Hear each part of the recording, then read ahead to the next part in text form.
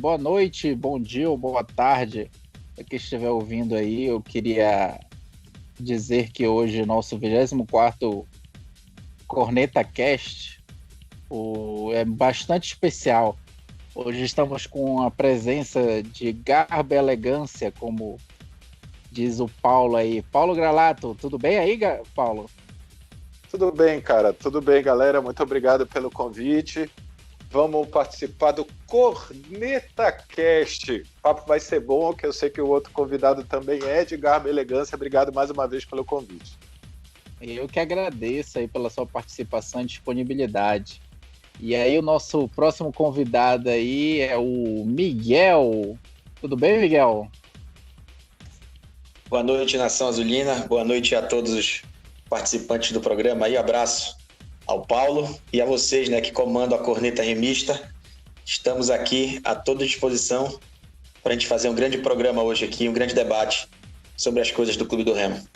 Estamos honrados aí com a sua presença. E a participação de sempre hoje aqui com o nosso inigualável, execrável, mais xingado do que outra coisa, Corneta Remista. E aí, Corneta? Tranquilo hoje aí?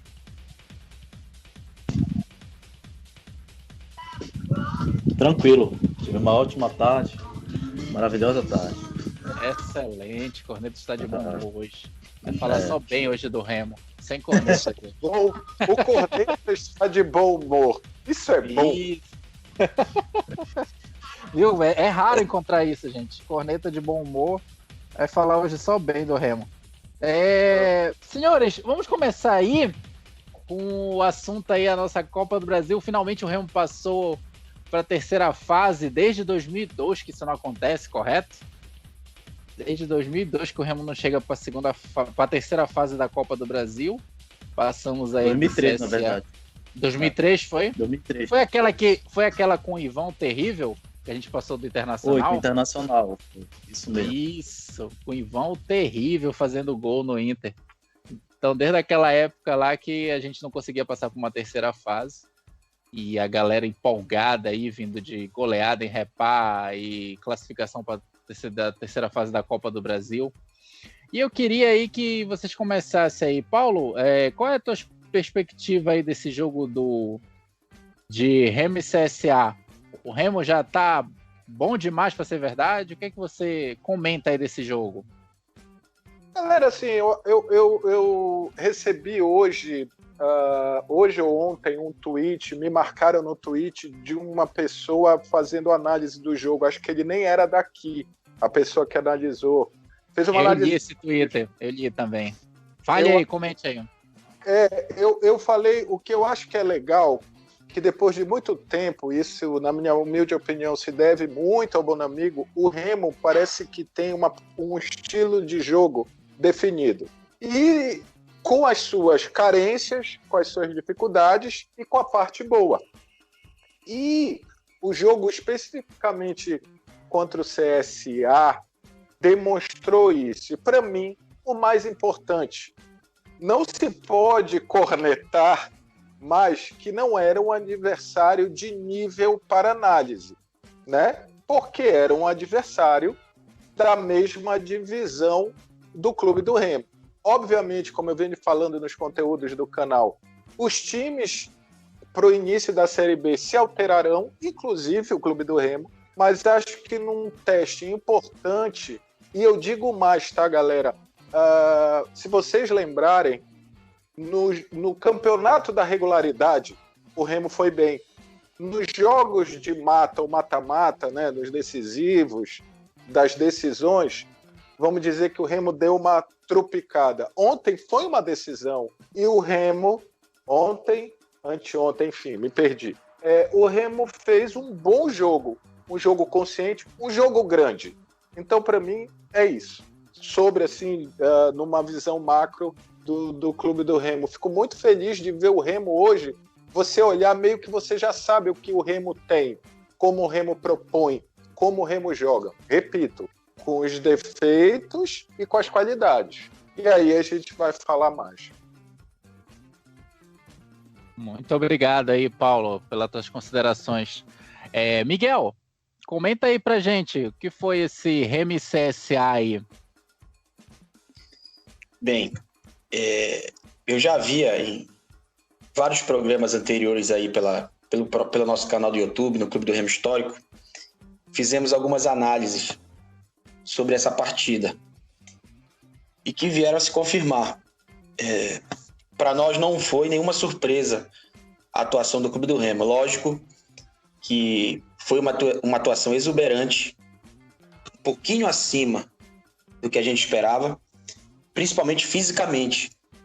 A gente pode perceber que o Remo, na segunda etapa, o Remo amassou a equipe do CSA, realmente foi para cima.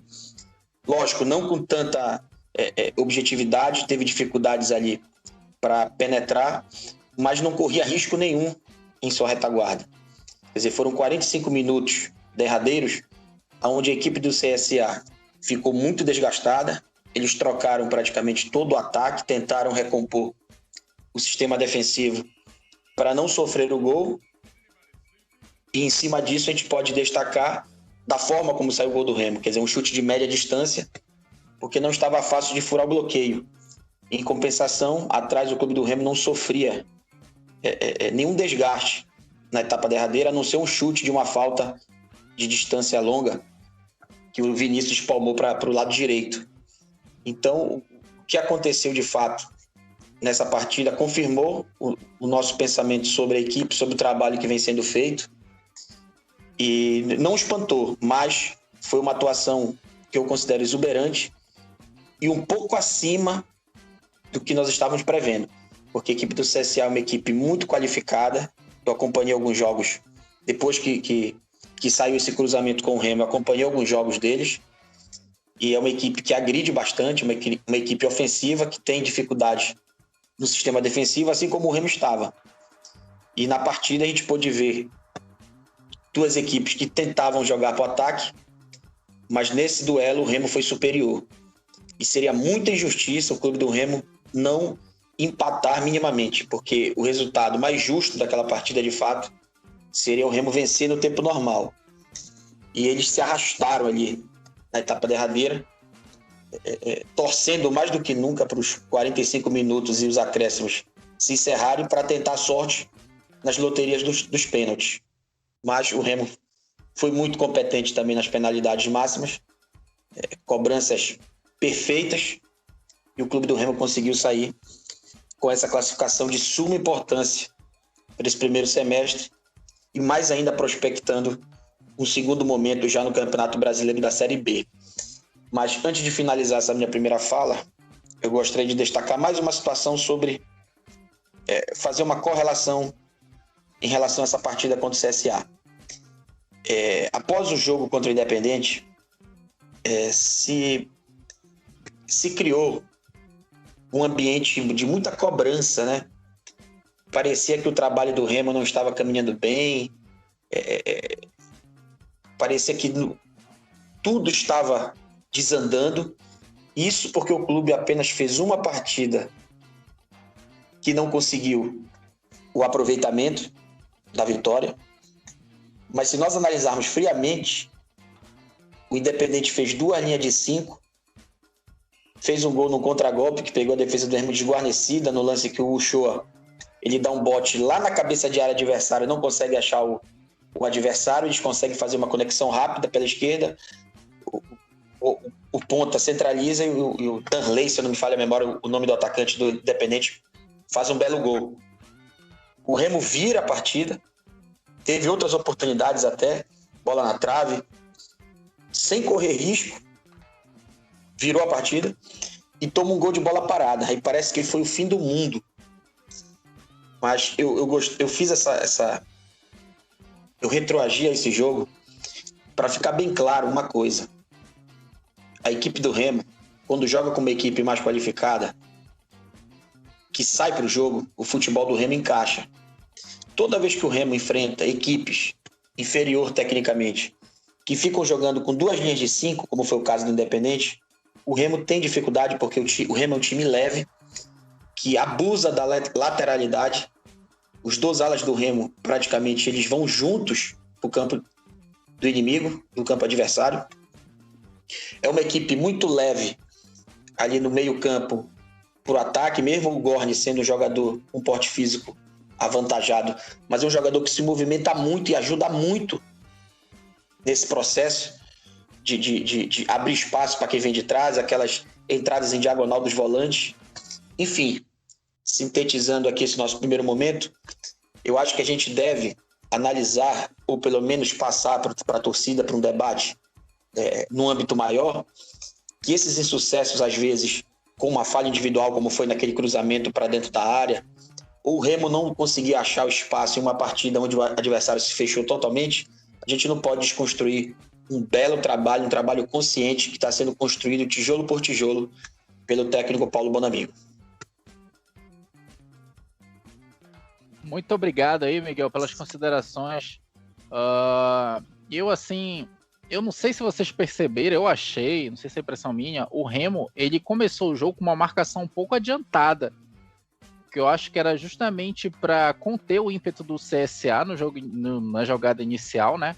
E assim, eu pensei, ele foi esperando, claro, ele sofreu aquele gol, mais uma vez uma falha da defesa, que a gente está reforçando isso faz um tempo aí, mas aí depois ele voltou para o segundo tempo muito melhor do que o CSA, e aí foi, graças a Deus, contemplado com aquele gol do Shoa, que garantiu que o Remo merecia até fazer mais, né? Mas assim, eu percebi isso, não sei se vocês acham isso. Corneta, comenta aí, Corneta, o que é que tu acha desse jogo aí, Remo e CSA? Qual foi a tua opinião aí? Bem, o Miguel tocou num ponto interessante, né? Que sobre o Remo ter dificuldade de jogar contra times mais recuados, né? E assim, eu não sou de acompanhar muito a Série B nos últimos anos, mas eu reparo que essa realmente é justamente uma tática que é muito usada na Série B, né? Uns times que se fecham mesmo, né? Principalmente quando jogam fora de casa e jogam por uma bola, nesse caso, né? Você observa, você tem muito isso na Série B, né? Você jogar fora de casa e você se fecha bastante e jogar por uma bola. Então, nesse sentido, é preciso que o Remo tenha um pouco de cuidado, né? Porque ele certamente vai enfrentar muitas equipes assim. Então, em certos momentos, pode ser que ele não consiga furar justamente esse bloqueio, né? Mas assim, eu acredito, falando de forma otimista, né, que eu acho que esse estilo de jogo do Bonamigo tende a se aperfeiçoar se a diretoria conseguir trazer boas peças, né? A gente comenta muito aqui sobre o Felipe Marques, por exemplo, seria um jogador que encaixaria perfeitamente no esquema do Bonamigo, né? Que é um jogador veloz, né? Um ponta bastante veloz, tem o drible e poderia muito bem se encaixar nesse esquema, né? Porque atualmente a gente tem o quê? A gente tem, por exemplo, o Gabriel Lima, que já não condiz muito, né? Já não está naquele pique de antes que ele jogava em 2018, né? Temos o Lucas Tocantins, que vem fazendo atuações muito, muito boas, mas enfim, é preciso otimizar essa forma do Bonamigo de jogar, né? E, assim, fazendo uma cornetazinha básica, né? Eu acho que também não se pode exagerar, né? Eu acho que no momento que o Remo tomou o gol, era o momento que estava todo mundo à frente, no caso, né? Tava todo mundo subindo para tentar amassar mesmo o CSA. Então, os zagueiros subindo muito também, eu acho que isso não pode acontecer, né? Eu acho que você tem que ter um meio termo, né? Deixar subir quem tem que subir, né? E também eu acho que falta ainda um volante, um primeiro volante, porque eu comento aqui que o Choa, por exemplo, ele é um 8, né? Assim como o Lucas Siqueira. Então, o Choa, eu acho que ele é um jogador que deve entrar no lugar do Lucas Siqueira, né? Revezar, um joga um tempo, outro joga outro, e não os dois juntos, né? Porque os dois eu acho que eles fazem a mesma função, que é de subir mais para o ataque e frequentar um pouco mais a área. Posso fazer algumas observações, vocês me permitem? Sim, claro. Fica à vontade, Paulo. Eu queria abordar alguns temas aí, já que a gente entrou, assim, da fala dos dois, do Miguel e do Corneta. Eu acho assim, eu vou falar uma coisa. Primeiro, eu até comentei no Twitter e depois na live pós-jogo do Independente, que eu achei o primeiro tempo do Remo muito bom. Muito bom, até brinquei não, cornetei que eu não estava vendo o mesmo jogo que o comentarista. Eu acho que o Remo teve paciência, o Remo não foi lento, o Remo teve paciência frente a um adversário muito bem postado pelo Sinomar Naves e o que o Sinomar Naves deve ter treinado foi muito bem executado pelo Independente, tá? Então, assim, eu acho que o Remo foi bem, o Remo teve chance, o Remo se movimentou, houve trocas, o comentarista até falou assim, mas o G2 está voltando muito, porque ele está se movimentando, porque ele está tentando abrir espaço, porque ele está tentando pegar a bola, o Dioguinho entrando, enfim. Então eu não achei o jogo contra o Independente ruim, como a galera na live tentou fazer. O resultado não pode não ter sido bom, mas acho que esse jogo foi importantíssimo para o jogo do CSA. Acho que se o Remo tivesse ido pós-repá, pós-4-2, onde o Remo jogou bem, o Remo teve um aproveitamento maior do que costuma ter no repá, né? Muita gente também, em alguns jogos passados do Remo, reclamava como perde gol, isso também já demonstra a melhora da qualidade dos caras que chegaram, né? Em relação aos que estavam. Então eu acho que o Independente foi importante na construção da passagem pelo CSA. Então eu não acho que o Remo foi mal no jogo contra o Independente. Acho que foi um bom teste, não só para o CSA, como para algumas outras coisas. Então, assim, era só uma coisa que eu queria falar.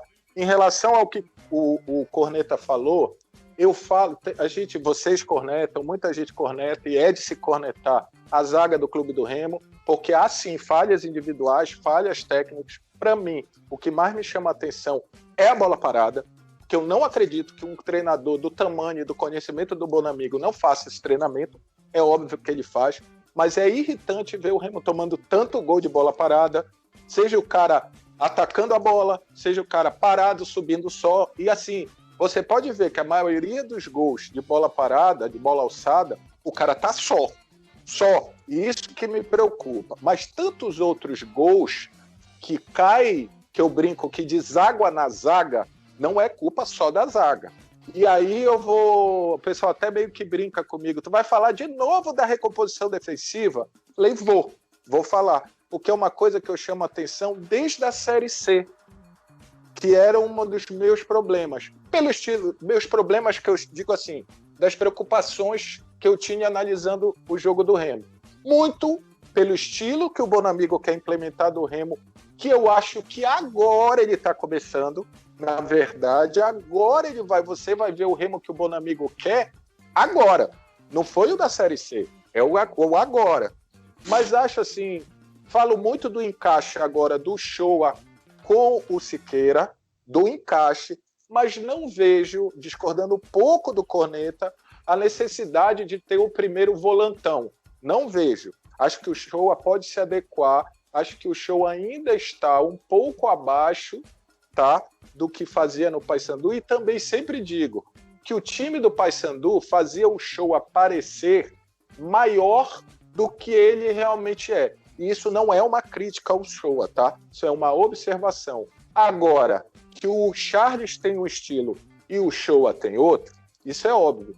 Mas se o Bonamigo deve, e com certeza sabe exatamente o que ele quer, porque o pedido do Shoa foi dele. E lembrem, quem pediu a renovação, hoje eu tive o prazer de, antes de estar gravando com vocês, ter uma live com o Dioguinho, e eu conversei com ele antes, o pedido para o Dioguinho ficar no Clube do Remo foi do Paulo Bonamigo. Então ele meio que sabe o que ele quer desses caras. E ele vai tentar esse encaixe com o Siqueira até onde ele puder. Caso não ocorra, ele vai mudar. E aí a torcida do Remo tem que entender o seguinte, isso é uma opinião. Vocês querem o time de vocês jogando? Porra, Paulo, eu quero, é nós. Eu quero o meu time jogando. Então vocês vão sofrer. Por mais que tudo seja perfeito, vocês vão sofrer. Porque esse estilo de jogo causa algumas coisas. É muito difícil, e se o Bonamigo conseguir isso, meu amigo, tira o chapéu. que é a defesa vir mais para frente, né? Subir pouco mais, ficar mais blocado. Mas como disse o Vitor, que o Remo marcou lá em cima, mas teve momentos que eu fiquei muito feliz de ver o clube do Remo com uma movimentação, um balanço defensivo ali também, em 30 metros para trás. Então, o que eu vi no jogo contra o CSA foram situações diferentes sendo colocadas pelo clube do Remo. Isso me deixou muito feliz. Entendeu? Acho que o Remo foi soberano no jogo. A maior parte do tempo, exceto nos 15, 20 minutos do meio para o fim do primeiro tempo, porque eu acho que o Remo perdeu um pouco de confiança em alguns erros de passe, e depois também a jornada de jogos do CSA, que está em 3 competições. Eu acho que o CSA fez 18 jogos, tinha jogado no sábado, um jogo para determinar sua classificação à Copa do Nordeste, fez diferença, como disse o Miguel, na parte física. Então foi por isso? Foi, e o Remo soube aproveitar. O Remo soube dominar, coisa que o Remo não fazia antes. É só umas observações ao encontro do que vocês estão falando, entendeu? Agora, eu também acho, aí não cornetando o Corneta, mas concordando com ele, que o Remo precisa de mais um volante. Precisa, eu concordo. Eu concordo contigo na parte assim, que tu tem toda a razão em dizer que, graças a Deus, houve o jogo do Independente. Se o Remo fosse no Oba-Oba depois do pós-repá, talvez ele não tivesse conseguido essa classificação aí. Então o jogo do Independente foi meio para eles despertarem e dizer, bora melhorar esse nosso sistema defensivo aqui. E o Remo conseguiu. Aí o Bonamigo trabalhou nisso e fez uma partida a contento lá contra o CSA. Vocês acham, só uma pergunta, vocês que a zaga do Remo, tudo bem, a falha ali de posicionamento do Fred, mas vocês acham que a zaga do Remo foi mal no jogo contra o CSA? Não, ela foi regular, regular, considerando o que ela apresentava anteriormente. Ela foi regular, né? Mas eu acho sim que precisa de zagueiro, né? Pelo menos um, eu acho que pode contratar. Eu acho que vai contratar 2 até. Acho que vão contratar 2. Então, mas era perguntando eu acho também que precisa, né, Paulo? Precisa também ir já formatando o elenco, né? Eu vejo, por exemplo, que o Marlon, por exemplo, ele se cansa bastante. É um jogador que está desgastado, tá desde, eu acho que outubro, jogando direto, né? Não tem nenhum descanso. Ele precisa de um reserva imediato. Tem, mas eu acho que não é um reserva que esteja no nível dele, né? Não é. Não está no nível dele. A mesma coisa em relação... E a zaga também, né? Porque você só tem o Mimica e o Kevin é um jogador que está contundido. Então, precisa mesmo que já se aprimora essa zaga. Né? Até isso eles se espertam, eles vão tentar se qualificar melhor. A cometer os erros infantis, né? Esses erros de fundamento que a gente sempre reclama, nós sempre batemos nessa tecla dos erros de fundamento, o Marcos também bate nessa tecla, né? Então vai ser muito complicado jogar, por exemplo, as 10 primeiras rodadas só com 3 zagueiros, né? Precisa reforçar. Mas não vai jogar. Eu posso te garantir que não vai jogar com essa zaga sem reforço, nem no início da Série B. Isso eu tenho convicção. Excelente, então. Excelente notícia pra gente. Né? Chegou tarde, mas vem. E Marcos, Chandler, comenta aí pra gente aí o Remo CSA. É o que a gente torce, né? Alô, galera. Antes de mais nada, já levando... É bom a gente acompanhar para não quebrar totalmente o raciocínio. Levando o que foi falado aí, principalmente sobre a volância do Remo, né? A gente também tem que abordar que o Shoa no Paysandu em 2019 e 2020 ele fazia uma função um pouco mais à frente no Remo, como o Corneta apontou aí, ele está meio que sendo colocado como marcador, né, como primeiro volante em algumas situações de jogo. Sendo que no Paysandu, aquele Paysandu de 2019, enjoadíssimo, que cresceu na parte final da Série C, né, que no começo não estava tão bem, mas que a partir do segundo turno, no repá, inclusive, que o Shoa fez 1-0 no Remo e foi a virada de chave, né? O Remo do Márcio Fernandes decaiu e o Paysandu decolou rumo ao mata-mata. Ele era o segundo volante, e o Kaique Oliveira, né? O cara lá que perdeu aquele pênalti maravilhoso, ele era o primeiro volante. Então o Show, ele dominava aquela região muito bem, ele saía jogando. O Paysandu tinha um jogo muitas vezes horizontal na frente da área do adversário. O Remo já não tem esse jogo horizontal, ele tem um jogo mais vertical pelos lados, né? Como o outro amigo aí falou. Então eu acho que a questão que o Corneta falou é aquilo, né? São 11 jogadores e o Bonamigo tem que dar um jeito ali de organizar essa meiuca, porque ele tem essa opção constante pelos pontas, né? Pelos corredores e, enfim, assim como na Série C por um momento foi complicado, né, a volância, porque o Charles, ele tinha lampejos, de alguns jogos ele era bom, outros jogos ele não rendia tanto. A gente está vendo o Remo um pouco mais maduro agora, né, com o Lucas Siqueira dono da posição, né, com o Show crescente, né. A gente sabe que ele pode render mais, mas o que ele tem jogado, né, já é um bom prognóstico para a Série B. E, enfim, sobre o jogo do CSA, eu acho que... Eu estava até vendo ontem um programa esportivo lá de Alagoas, onde eles estavam fazendo muitas ironias e muita sátira em relação ao futebol que o CSA joga em jogos decisivos e que o CRB vem jogando.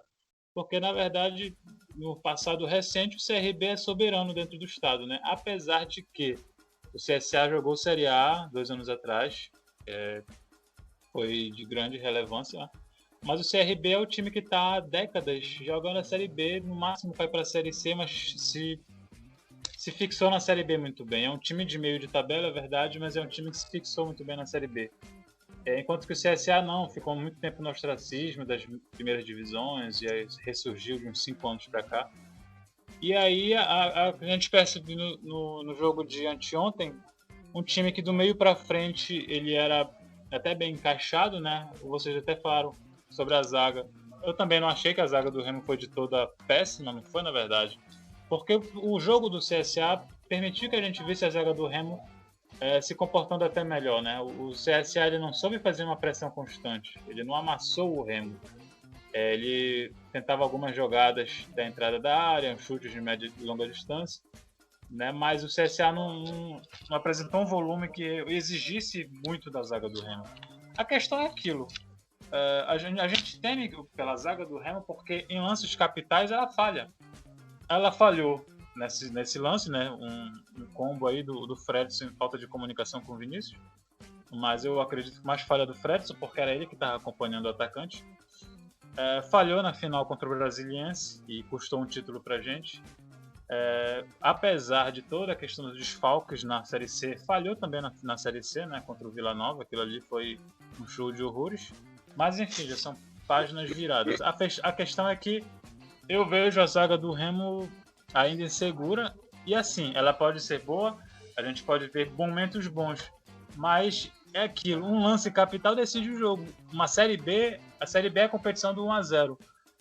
3 pontos, meio a 0 é 3 pontos. Então, muitas vezes vai acontecer, provavelmente, do Remo fora ou dentro de casa, ter um jogo apertado, com 0-0 até os 30 e tantos do segundo tempo.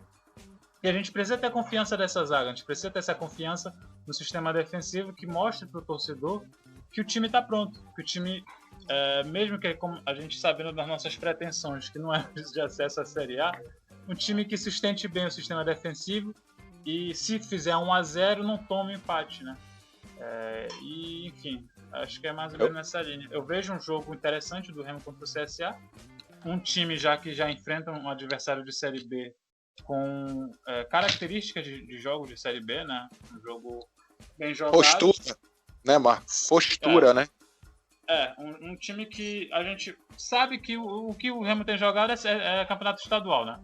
Começou a temporada do campeonato estadual, não tem parâmetros de jogo de alto nível e já no primeiro é positivo, é muito positivo. A gente esperava um rendimento abaixo, a gente sempre conta com o pior, essa que é a verdade.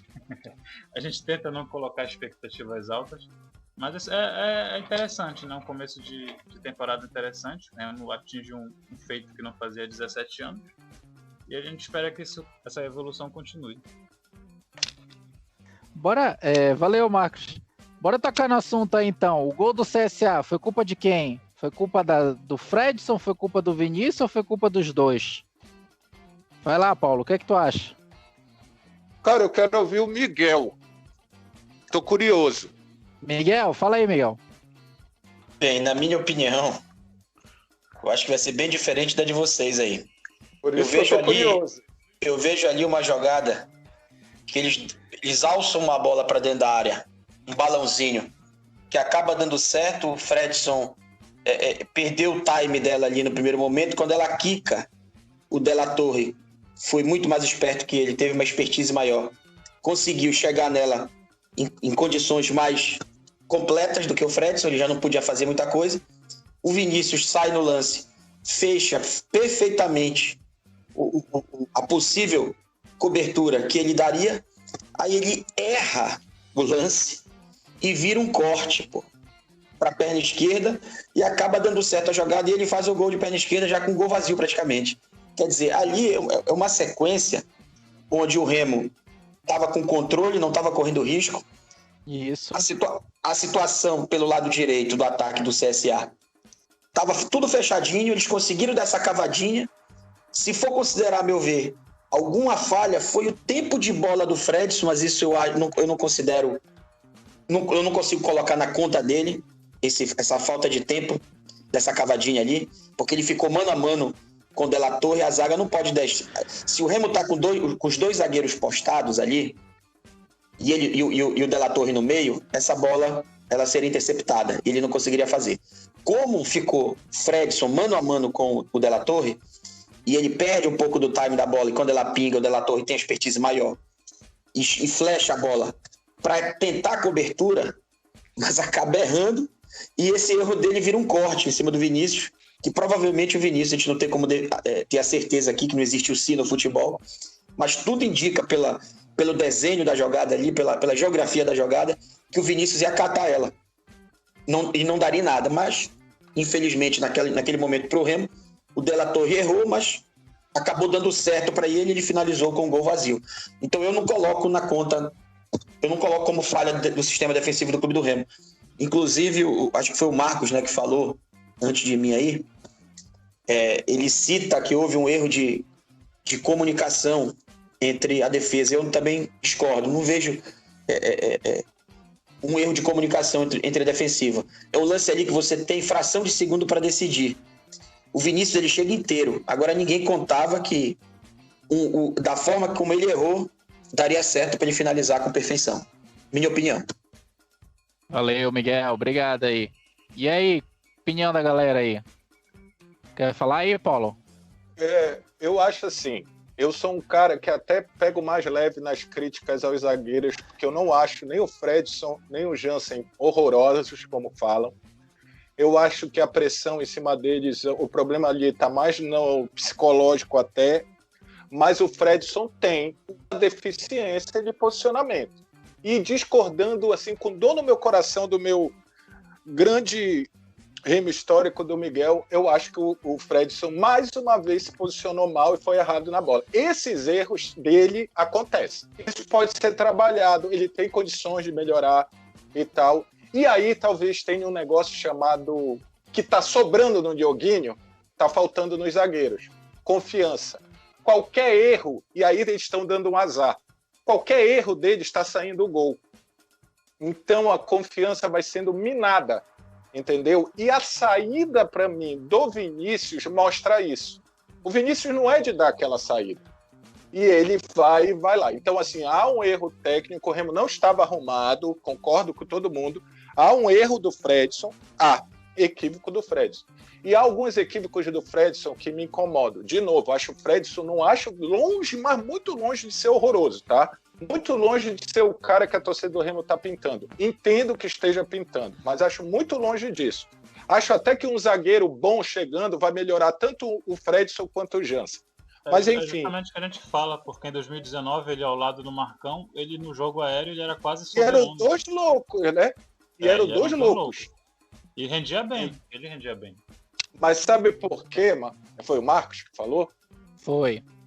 Sabe por quê? porque o Marcão, que eu tive o prazer de bater um papo numa live no canal, o Marcão tem um quê de uma postura que ele tá cagando se ele erra. Ele vai, ele faz, então isso meio que dá uma moral pro companheiro. Volta, agora Marcão. eu pensei, ele, quando eu conversei com ele, ele estava até no Sampaio, ele falou, deixou claro que... Né? Uma especulaçãozinha sobre... dizendo então, que assim, o zagueiro vai voltar, né? Foi. Eu já falei que eu acho que muitos gols que caem a culpa nos dois não são deles a culpa. Mas, por exemplo, uma bola aérea e um bote desse, um zagueiro não pode falhar, na minha opinião. Do jeito que ele falhou, ele foi de novo errado para a bola. Então, assim, mas isso acontece. Se esse lance fosse um lance que não tivesse o histórico que já vem tendo, porque esse lance é diferente da bola alçada na área, na minha humilde opinião, e aí vocês podem falar. Mas, para mim, ele erra. E aí vem o desenrolar da coisa. E sabe o que é legal? Após esse gol, o Remo volta a melhorar no jogo. O Remo não se perde no jogo. Isso diz muito do elenco, na minha humilde opinião. Porque teve um período ali que o CSA conseguiu fazer o jogo que queria, não era nada incisivo, mas ficou mais com a bola. Até o próprio a transmissão falou isso. O Remo toma o gol, a primeira coisa, né, que a galera do termo, que adora o termo, que eu odeio, remice, começou, não sei o quê. E o Remo não fez nada, não houve uma vírgula de remice em Remo e CSA. Muito pelo contrário. E eu acho que isso é um ponto muito positivo a se falar e a se pensar. Concordo contigo, Paulo. É isso mesmo que eu vi. E também como tu fala, quando a fase é ruim, até uma bola alçada assim, o Fred de novo já não tem mais aquela confiança. Para mim foi falha dele, sim. E aí o Vinícius já tá num desespero que qualquer coisa ele já... Tu vê que ele sai mesmo já afobado, querendo resolver uma situação, um erro ali que ocorreu. Não é da característica do Vinícius também mesmo sair daquele jeito, mas ele já tá... Concordo com o Miguel que teve o cara, o De La Torre lá, atirou no que viu e acertou no que não viu. Isso eu concordo com ele. Se ele faz a jogada que ele queria, o Vinícius pegava a bola, ou pelo menos tirava dali. Aí é a sorte, o azar que tem no jogo de futebol, um escorregão, uma bola vadia e tal. Mas assim, é isso. Eu acho que a postura do Remo pós-gol, numa falha, vamos dizer assim, também é boa de se falar. É isso mesmo, com certeza. Não rolou a remice, como tu tá falando. Pelo contrário, o Remo se impôs, o Remo foi atrás, correu atrás do resultado e foi tudo... Aconteceu o contrário do que a gente já esperava, né? O contrário do que os cornetas já esperavam. Aconteceu tudo o contrário. Corneta queimou a língua dele aí, que ele tá até hoje sem falar nada. Mas enfim, obrigado aí, Paulo, pelas considerações. E Corneta, fale aí sobre esse lance.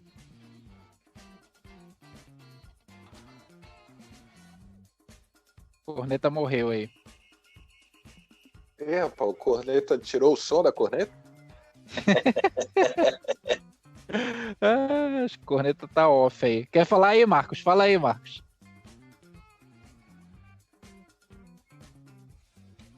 Acho que a gente podia prosseguir para outra pauta, né? A gente já deu uma bela passada nesse tema aí. A gente já pode até considerar que realmente o Remo tem crescido, essa que é a verdade, né? Bem pouco, ainda assim, ainda não. A gente não é que a gente faça isso por prazer, as pessoas confundem muito. Vocês cornetam por prazer, vocês são sexuais. Às vezes é por prazer. Na verdade, um prazer. MCSA foi um triste dia pra gente, olha. A questão, Paulo, é que a galera acha que a gente tá nos bastidores torcendo contra. Mas a gente se incomoda justamente porque a galera fala que a gente não é remista. A gente se incomoda justamente porque a gente quer ver o Remo grande e a gente se irrita com posições medíocres. Tanto da torcida como da própria diretoria. A gente se irrita, Essa é uma coisa, por exemplo, que a gente se revoltou, Paulo. Desculpa aí te interromper. A galera já pedia, o Vinícius tem que não dar mais pra ele, tem que ser reserva. Eu disse, meu Deus do céu, gente. Eu acho que às vezes é isso. Eu acho o seguinte, galera, eu vou brincar aqui com a gente. já que a gente vai emendar, acho que o Miguel vai concordar, porque eu acho que eu e o Miguel somos mais velhos dessa turma, né, Miguel? Eu acho que tem... Vocês sabem que eu tenho o termo que eu uso muito, que é a geração PlayStation, né? Vocês sabem disso, vocês veem, vocês acompanham. E assim, o termo, ele não é para a idade, tá? O termo é para uma forma de pensar o futebol, que eu digo que é aquela galera que acha que o futebol é comandado pelo joystick dele. E que se aquele time, aquela torcida ou qualquer situação não acontece do jeito que ele está tentando fazer no joystick, ele faz birra. Então é só isso. E acho que muitas vezes, e assim, sei que vocês que cornetam não podem não gostar de ser cornetados, senão perde a graça da parada, né? Com certeza. Eu acho que às vezes, vou te dizer, para mim, dos últimos usos do termo remiss, para mim o que eu ficaria na minha, e tá bom, tudo bem, o 5-1, porque independente da Covid, aquilo não poderia acontecer. Aquilo não poderia acontecer. O jogo contra o Brasiliense, para mim, não foi uma remissa. Aí eu vou explicar. Porque o Remo ganha o jogo, o Remo perde gol, o Remo tinha uma qualidade inferior ao que tem hoje. Se o Remo tem esse time hoje, era 5-1 para o Remo. Entendeu? E o Remo perdeu um pênalti, como o cara perdeu no CSA. Então, para mim, às vezes, e o que me irrita um pouco, não é o caso de vocês, senão eu não estaria aqui, é a galera querer mais ter razão do que outra coisa. Porra, não precisa. E a outra coisa, curte o momento. Porra, dá pra tu ficar puto por ter perdido a Série C e, como eu brinquei na live, abre uma cerveja depois e diz, caramba, temporada que vem eu vou ver 38 jogos do meu time na B. Que maravilha. Dá pra fazer as duas coisas, pô. Curte o teu momento. Com esse time o Remo vai cair. O cara já tá querendo ficar puto com o Remo vai cair. Eu tô falando do Remo porque a gente tá aqui num podcast do Remo, mas eu falaria do rival isso também, do Paysandu. Eu acho, curte o teu momento. Eu acho que a minha geração e a do Miguel, eu posso estar falando uma besteira, o Miguel achar totalmente diferente. A gente tem mais isso. É curtir o seu time melhor. A gente é mais acostumado com o prazer do que essa geração que talvez o Remo não deixou ser. Talvez. Vocês entenderam o que eu quis dizer? Aí isso talvez me incomode, ou seja, uma ranzizice de velho também. Pode ser. Pode ser. Porque, tipo, assim, por exemplo, a gente se irrita, no caso do 5-1, não apenas pela postura em campo, mas toda aquela gama de fatos que gerou o 5-1. Porque o 5-1 começa na comemoração irresponsável, e a gente não gostou também porque a diretoria jogou para os jogadores jogou para a diretoria, a torcida jogou para os jogadores, e ninguém chegou e fala, não, estamos vivendo numa pandemia, temos que ter responsabilidade pessoal, primeiramente, porque cada indivíduo tem que ter sua responsabilidade pessoal e particular, e depois o Remo como instituição, que ainda está dentro de uma competição corrente. Mas não rolou esse bom senso de nenhuma das partes. O presidente falou que já estava na casa dele, sendo que tem foto dele lá no meio. Os jogadores ficaram, tu sabe como é? Então, justamente essa falta de sede por títulos incomoda a gente. Tipo, óbvio que a gente fica feliz, a gente vai querer sempre que o Remo gradue divisões. Foi um feito que ele alegrou todo mundo. A questão é que o Remo foi responsável como instituição e os jogadores, os que tiveram a infecção, né? Individualmente também foram responsáveis. Isso gerou o Remo ser mais uma vez surrado em final. Né? E não inviabiliza, Marco. Eu concordo contigo. A sede de título, tudo que eu falei, não é para passar pano em cima da derrota, um título, entendeu? Eu troquei uma ideia com o Yuri Naves, que jogou aqui. Ele falou, Paulo, eu acho que entre um jogo e outro, ou depois do jogo, ele falou uma coisa para mim que não sai da minha cabeça. Ele falou, cara, pouquíssimos jogadores são campeões brasileiros, seja qual divisão for. Isso é especial. O jogador tem que ter essa noção. Nem estou dizendo que os do Remo não tiveram, tá? Só que essa frase ficou aqui ecoando na minha cabeça. Eu digo, cara, ele está coberto de razão. Se a gente for pegar do montante de jogadores, quantos foram os campeões brasileiros, seja por qual divisão for? Então, eu concordo dessa história do sede de título. Isso a gente está totalmente de acordo. Aí ainda entra a questão que, assim, muita galera dessa nova geração, que eu falo da PlayStation, inclusive, não viu o Remo campeão de uma competição com uma certa relevância, porque na verdade tem muita gente que era pequeno, então não acompanhava até 2005, e ainda assim a gente entra nas nossas conversas aqui, a gente chegou à conclusão que a Série C, assim como a Série B e a Série A, elas vêm aumentando de nível de competitividade. Então, por exemplo, o que é uma Série B dos anos 70 que o Remo perde a final, era uma competição que ela era talvez até inferior que a Série C hoje em nível de competitividade. Aí eu deixo pro meu amigo Miguel, que aí eu não sei se ele vai concordar contigo, não. Porque a Série A tinha mais de 40 times, então a gente vê o Remo disputar uma final de Série B. Quem disputa, teoricamente, a final da Série B hoje, digamos assim, o América e a Chapecoense, que foram até a última rodada em 2020, eles são, teoricamente, o 21º e o 22º time do Brasil. Mas nos anos 70 haviam 40 times na Série A, então a Série B era o 40º alguma coisa, quando o 40º outra coisa, disputando uma final. Então, levando para esse lado, a gente vê que, com o passar do tempo, a Série B ela vai aumentando o nível a partir do momento que a Série A ela vai enxugando mais e vai deixando mais times para jogar a Série B. Nos anos 70 e 80, até a metade mais ou menos, a gente vai levantando os fatos, a gente vai observando que tinha ano que nem tinha a Série B. Tem 2 edições dos anos 80 que não teve Série B. Então era uma competição ainda assim o Remo não conseguiu conquistar, nem em 71 nem em 85. A gente olha a Série C 2020, o Remo não conquista, o que incomoda é mais isso, porque é uma competição que nesse momento ela até é um nível mais alto. Eu não vejo ela mais no nível 2005. Eu vejo ela no nível acima. É um título nacional, né? E aí eu acho que o Miguel vai concordar comigo, porque daqui a 20 anos, se o Remo não tiver ganho, e tomara que isso não aconteça, mais nenhum título nacional, ninguém vai dizer que aquela 2005 era uma competição perereca. O Remo é campeão de 2005.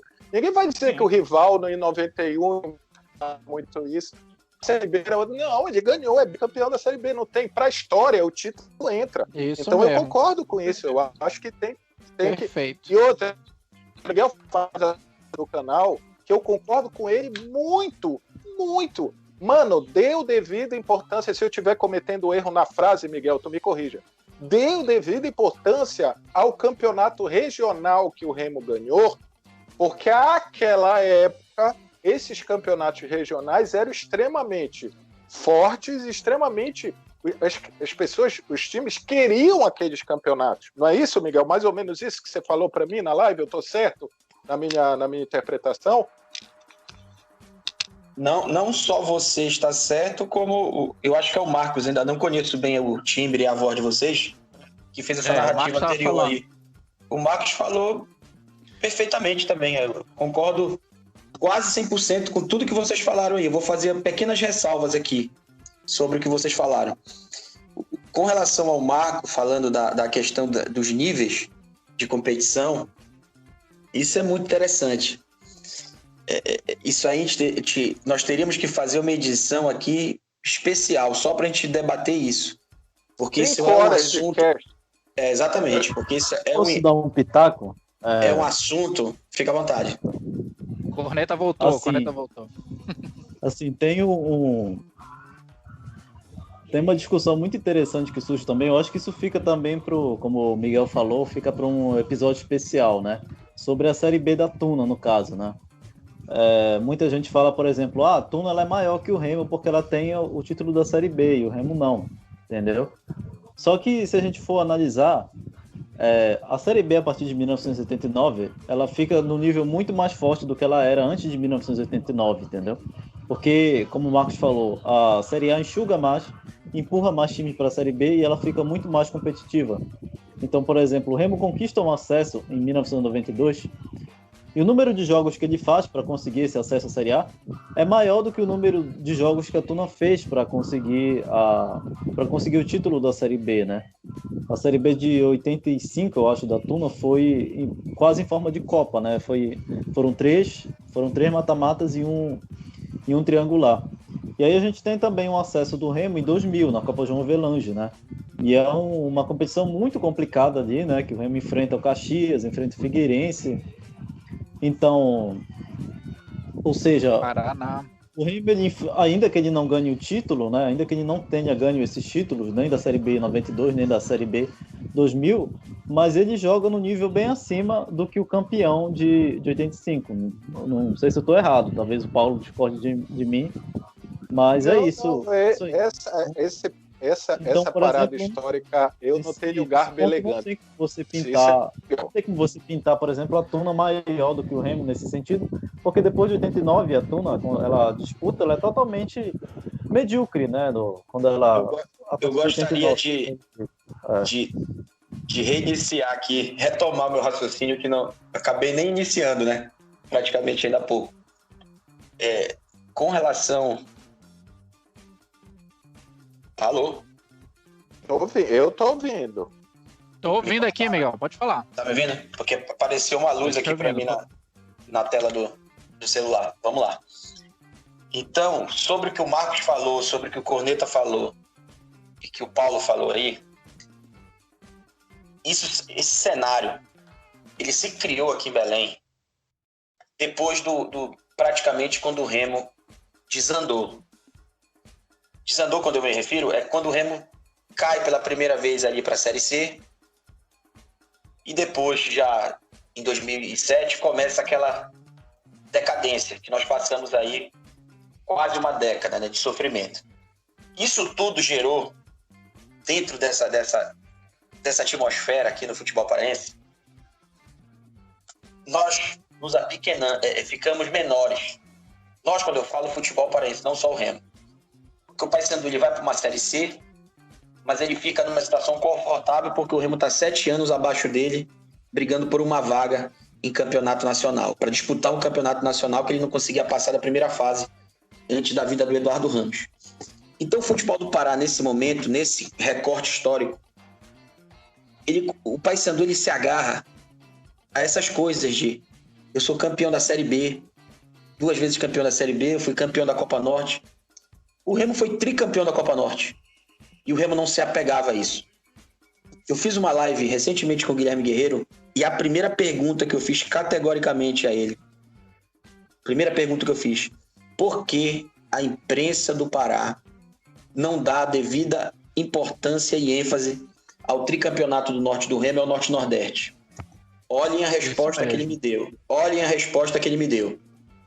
Miguel, pela minha experiência, eu vivi todos esses momentos, vi o Remo campeão várias vezes, só que quando o Remo disputa em 72 o primeiro campeonato da primeira divisão, isso aí diminui de tal forma essas conquistas regionais, ofuscou. E outra coisa, essas competições, elas ficaram houveram hiatos, né? A Copa Norte ela só volta a ser disputada em meados dos anos 90. Aí depois ela desaparece ali em meados da primeira década do novo milênio.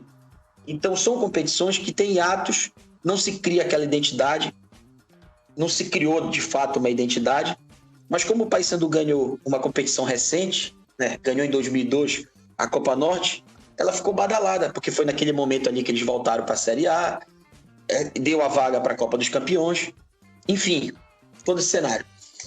O que nós temos que analisar com frieza é a decadência do futebol paraense que proporciona, isso eu estou falando usando a fala do Guerreiro de 72. Quando eu era garoto, quando o Guerreiro dá essa resposta, é o mesmo sentimento que eu tinha em 92, 93, 94, nos anos 90. Quando alguém se falava em campeão da Série B, e isso eu acho que eu falei na live com o Paulo, não tenho bem certeza, quando alguém falava de título da Série B, não era título brasileiro para mim, para nossa época lá, não era, nunca foi. Era campeonato de acesso. Aí pegando o gancho do Marcos, acho que foi o Marcos que citou, não sei se foi o Marcos ou a Corneta aí, que citou a Tuna.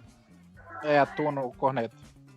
A Tuna, isso aí é coisa criada por rivalidades internas aqui, da torcida do Paysandu, tô trazendo para o cenário popular mesmo.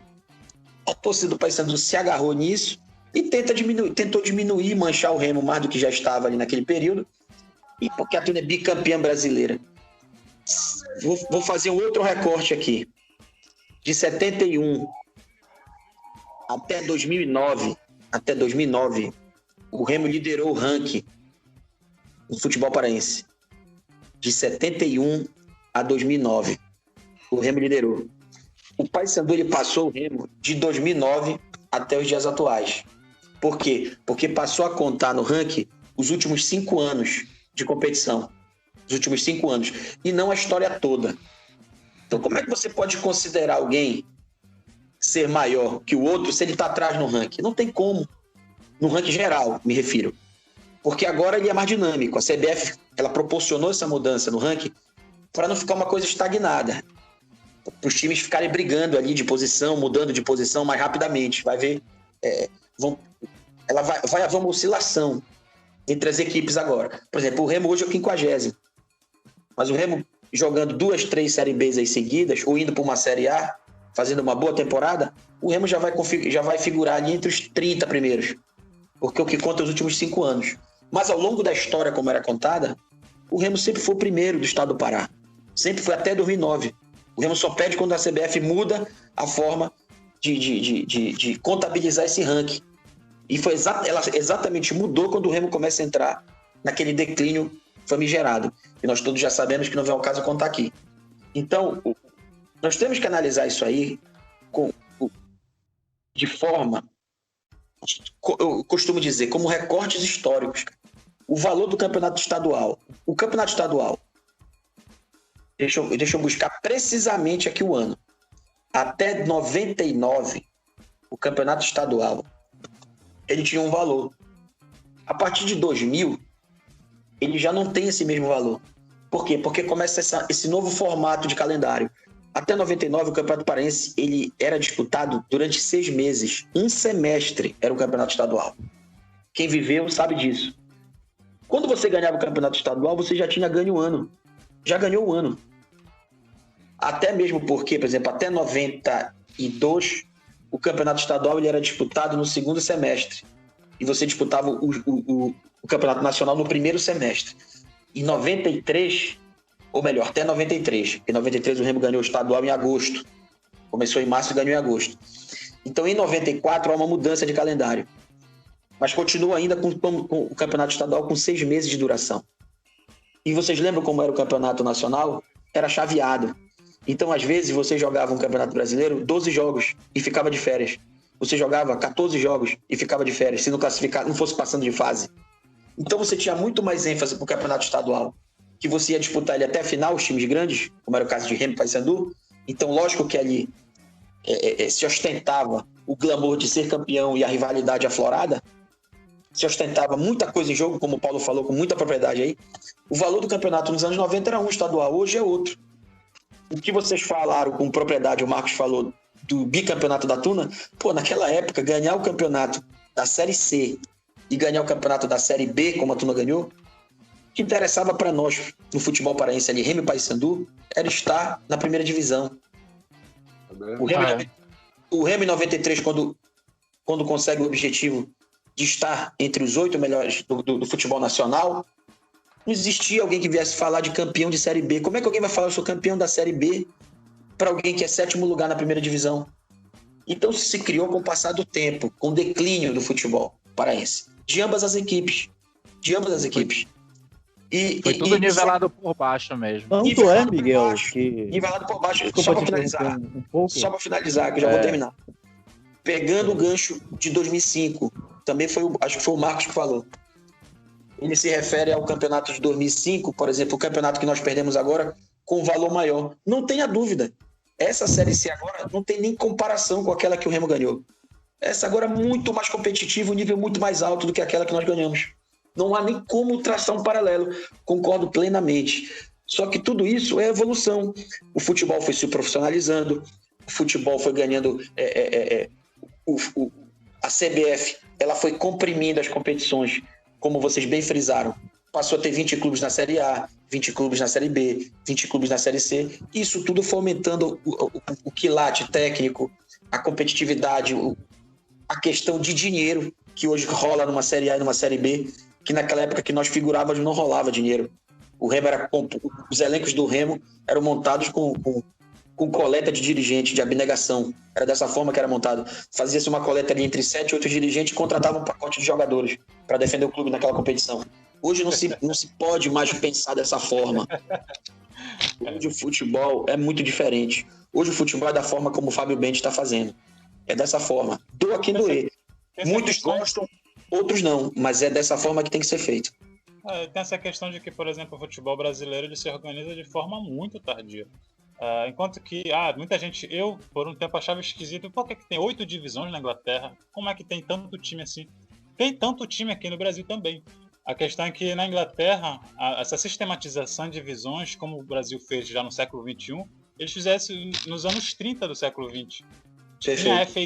Tinha a FA Cup, né, que hoje é a chamada Copa da Inglaterra, que o Brasil vai ter uma Copa do Brasil já dos anos 90 para cá, olha como é distante. A FA Cup ela tem mais de 100 anos de disputa. A Copa do Brasil fez 30 um dia desses. Então, o futebol brasileiro como um todo, ele demora muito, não apenas se profissionalizar, mas se organizar, porque profissional ele já é há muito tempo, mas um profissional bem entre aspas. E a gente percebe muito na imprensa paraense, e também na torcida um pouco disso, muito essa coisa do antigo, como se aquela mentalidade, o Remo vai ganhar o Repar e isso vai deixar a gente extremamente feliz.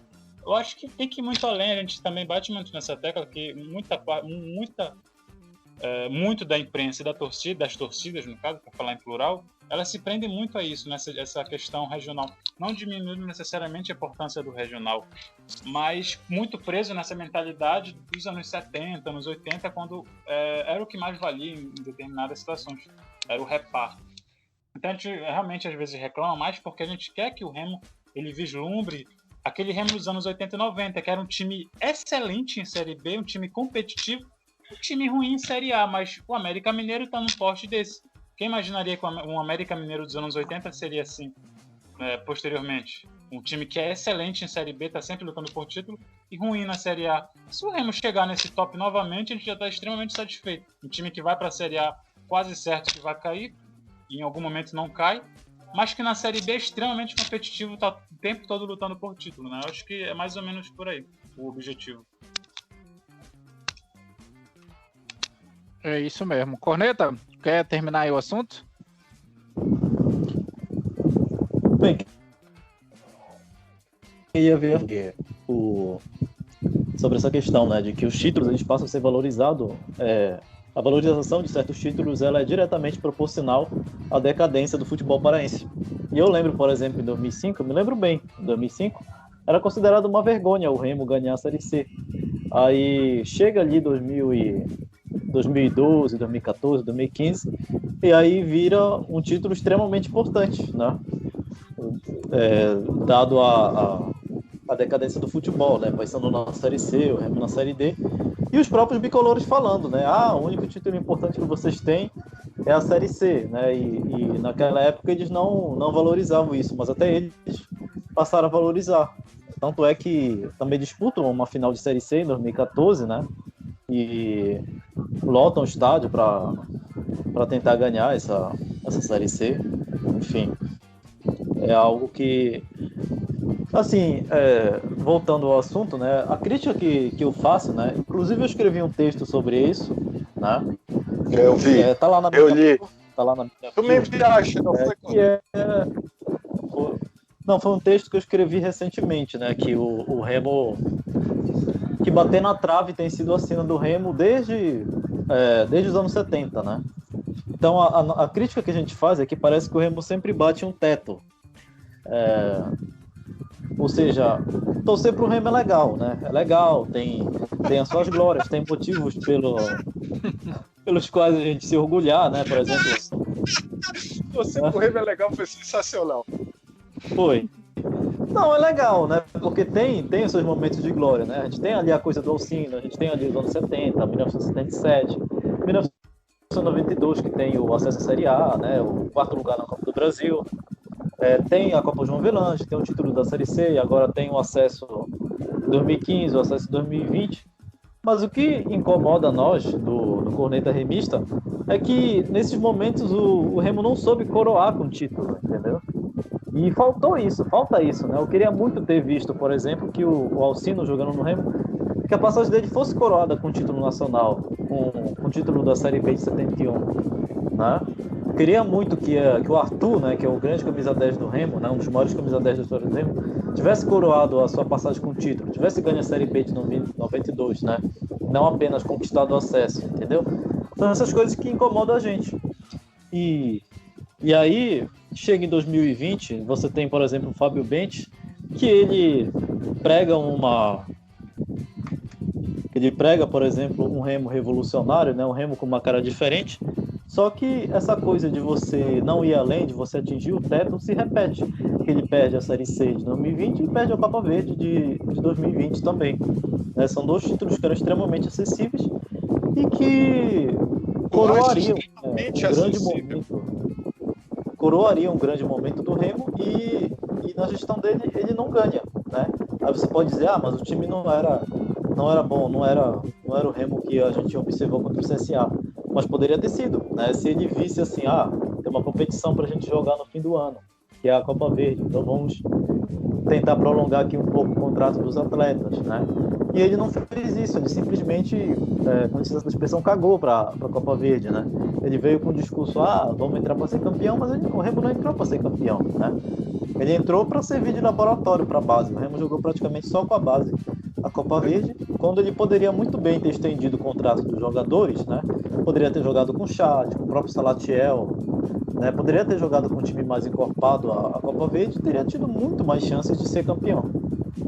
Essa é a nossa reclamação, né? Eu acho que falta o único ponto que falta para o Fábio Bentes é esse. Você tem a ambição, né, de ir além das coisas, entendeu? E depois eu fiquei extremamente irritado com aquele vídeo que fizeram, dizendo, nós somos campeões do Norte e Nordeste, não sei o quê, como se estivesse contentando, né, com o passado. E não pode ser assim, né? Se ele quer um Remo realmente diferente, essa mentalidade tem que mudar.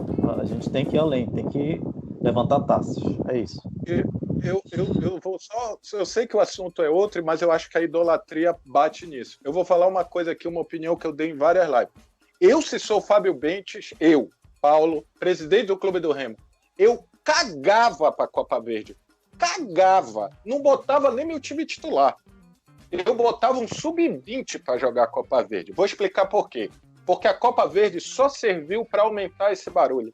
A Copa Verde, ela é uma merda de competição, colocada do jeito que ela é. Uma merda. Ela só era ruim pro Remo, ela não era ruim para mais nenhum time. Ela só era ruim pro Remo, por causa disso, por causa do acesso e tal, e pela pressão de ter perdido. Nem pro Vila Nova foi tão ruim. O Remo botou dinheiro para jogar. Todos os times colocavam dinheiro para jogar. A premiação da Copa Verde não era da Copa Verde, era da Copa do Brasil. Ou seja, como é que uma competição não te dá premiação? A premiação dela é o dinheiro que vem da outra. Então, assim, na minha opinião, não dá nem... Não, estou dando a minha opinião. Não dá nem para botar no mesmo patamar. Então, assim, eu cagaria para a Copa Verde. Não sei se pode falar palavrão no Corneta aqui. Fica à vontade aí. Fica à vontade. Eu botaria o sub-12 para jogar. Eu falei isso várias vezes. Chegou na final, ganha o jogo e levanta a porra da taça. Eu também sempre falei isso. Mas eu viria a público e diria, essa competição é para a gente testar os moleques. Ganhando ou perdendo, eu vou testar os moleques, porque eu vou dar a pré-temporada para os caras cascudos que ficaram aqui. E aí eu vou falar uma outra coisa que eu lembro de ter visto. As renovações que foram feitas foram todas criticadas. Quase a maioria. Inclusive a do Dioguinho. O caso do Salatiel, o Remo quis ficar com ele, o Náutico fez docínio e agora está tentando emprestar o Salatiel para todo mundo, né? Para o Manaus, para o Paysandu, para não sei o quê. Então, assim, eu sei que há situações e outras situações. Por exemplo, o Luz. Eu queria o Luz para a Série B. O Luz não quis. O Luz quis ir para o Novo Horizontino para pensar em outras coisas. Então, assim, a Copa Verde, para mim, ela sai desse contexto. Para mim, o resto que o Corneta falou, e eu vou emendar com o que o Miguel falou, eu concordo. Eu acho que a história ela é fundamental para tu montares o teu presente e traçares o teu futuro. Sem a tua história, o que tu viveste, tu não vais conseguir. E a história de ser grande ou ser pequeno, o Corinthians já era enorme antes de 90. Enorme, gigantesco, sem ganhar porra nenhuma. Aí depois veio 90, e depois vem a série de títulos e tal. Então a grandeza de um time, ele pode não ter ganho um campeonato nacional. A grandeza dele envolve outras coisas. Parabéns para a Tuna, ela é bicampeã brasileira? É. Com todos os asteriscos? Ok, é. O Paysandu é e o Remo é.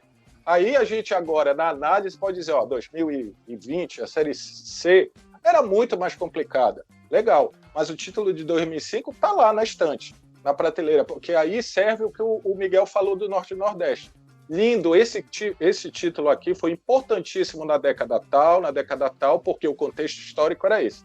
Agora não é mais, então agora vamos buscar outras coisas. Eu acho que dá para juntar as duas paradas, entendeu? Acho que dá para juntar. Então, assim, é isso. Tem a nossa crítica que a gente faz também, é que o Remo ele é tão, tô nem aí, que o Paysandu tem sala de troféus, o Paysandu ele louva a história dos seus títulos, e se tu chegar na sede do Remo, tu pergunta, onde é que tá o troféu do Norte e Nordeste 71? Tu não sabe o que vai acontecer lá. Eles colocam geralmente duas taças mais recentes na entrada, e não tem uma sala de troféu para visitação. Rolou um dia desses lá no shopping, porque tu vê que as diretorias talvez seja recuperado com o tempo, né, com o Fábio Bentes, mas eu falo sem medo, por décadas o Remo cagou para sua história de título. Então tem parte da torcida do Remo que se incomoda com o Paysandu, se ensoberbecer. Mas isso faz parte de um clube. O clube louva a sua história. O Paysandu foi campeão da Copa dos Campeões, da Série B 2001, 91.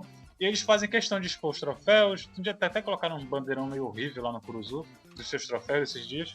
Mas a galera se incomoda. E o Remo não tem isso. A gente se incomoda também. Porque eu vou falar que meu time é grande e meu time não tem nenhuma sala de troféus. Por mais singelos e simplórios que sejam os troféus de estaduais, 40 e poucos estaduais. Mas aí é que tá, não são, né? E tem um detalhe, como o Miguel falou, não são simplórios. Tanto que há ainda a história do eu quero aqui a minha... Como é? Quando o cara tá na frente, a minha... Esqueci o termo agora. Quem domina, a minha dominância e tal. Então, assim, eu acho que o Miguel falou isso na live. Eu acho que sim, o Remo tem que trabalhar. E eu acho que a pergunta que o Miguel fez ao Guilherme cabe muito ao Remo. Por que o Remo não dá importância para isso? Por que o Remo não explica a importância?